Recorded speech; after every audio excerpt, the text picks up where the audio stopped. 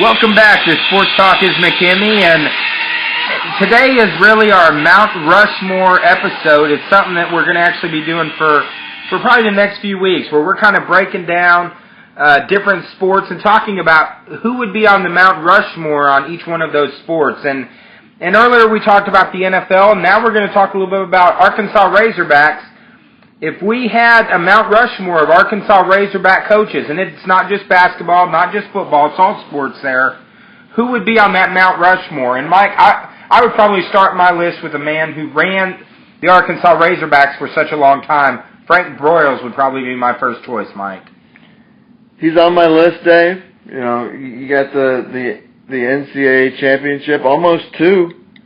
You know, if not for that 1969 loss to Texas where we fell apart in the fourth quarter. But at the top of my list, the no-brainer for me was John McDonnell.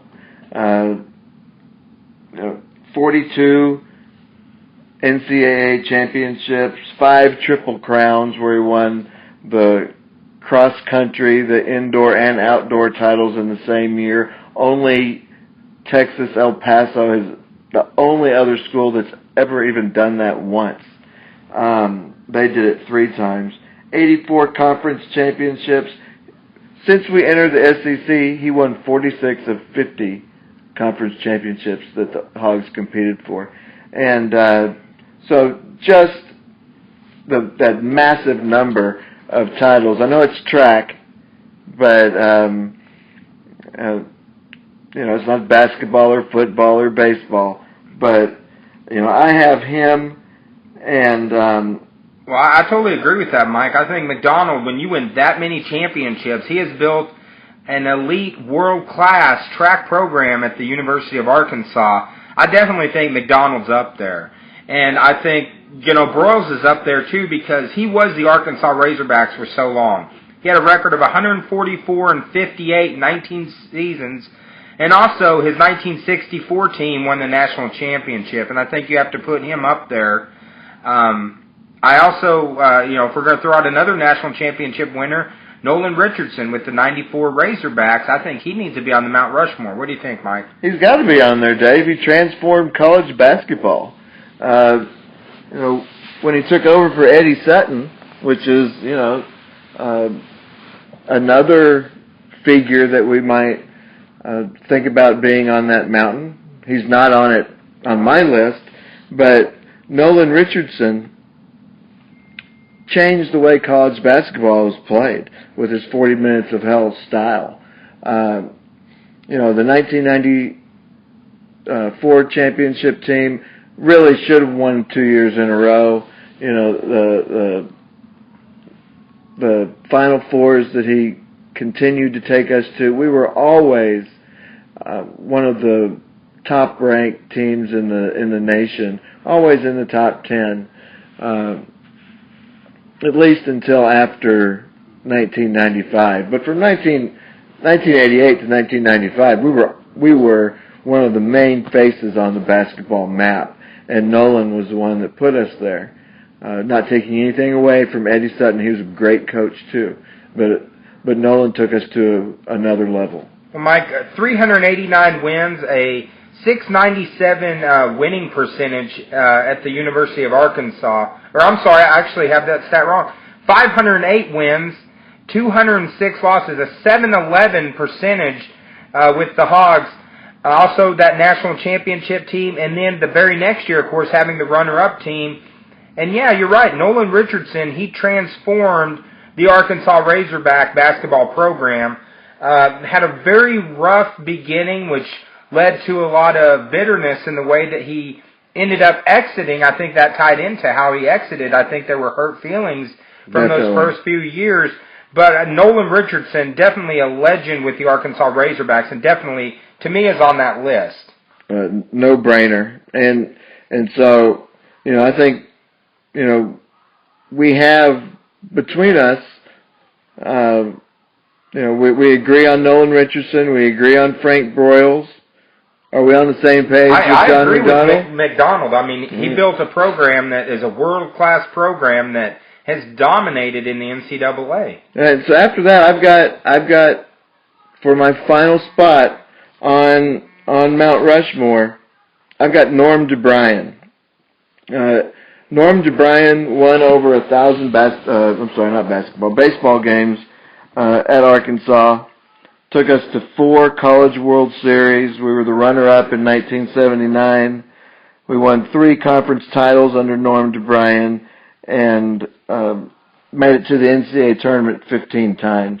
So over a long stretch of time, from the 70s all the way to the 90s, DeBryan led Arkansas baseball and then handed it over to Dave Van Horn in very good shape over about a 30-year span. I think he's the other one that goes on the list. So on my mountain, we have baseball, basketball, football, and track represented. And that's my mountain, Dave. What about your fourth? Well, to me, I'm really kind of between 2 people. And while I think, your choice is an excellent choice for fourth, to me, Eddie Sutton, I'm kind of between Eddie Sutton and Lou Holtz. I mean, Eddie Sutton, 11 years at Arkansas, 260 wins, 75 losses, including, an NCAA Final Four appearance that we had in 77 and 78, a team that went 32-4, just an outstanding ball team. The triplets. Yeah, the triplets, and I think I'm between Sutton and also Lou Holtz. Lou Holtz, 60 wins, 21 losses in his years at Arkansas. Both of them were basically at Arkansas at the same time and built a very good legacy with our program. I also think that, I'm going to bring up a controversial name here. Bobby Petrino. He wasn't here for long, but he sure left a mark. Unfortunately, he left on a bad mark, but he really took a football program that had struggled and never had a passing game for over 20-something years and transformed it into a high-powered team. Unfortunately, we all know how that ended up. He left a mark all right there. Yeah, I think if he doesn't have that motorcycle accident, I think we're talking about Petrino right now, but to me, Petrino's definitely out. I mean, he blew his chance. You do not want that face on your mountain. Yes, we're not putting that face on our mountain, but I think, if he would have stayed, straight and ran the straight and narrow, I think he could have been a candidate for that. But I think between Lou Holtz and also between Eddie Sutton, I think to me, Eddie Sutton would be my fourth guy up here, just because he's a Hall of Fame basketball coach, and he really helped build that program to a level. Of course, Nolan took it to even another level, but he really transformed an underachieving Arkansas program and made them a dominant team in the Southwest Conference for about a decade. Well, he gave the basketball program respect, which is something that the Razorbacks really didn't have before Sutton. And anybody who was around when Sutton was a coach, we could see this. And so he had great respect for Eddie Sutton. Unfortunately,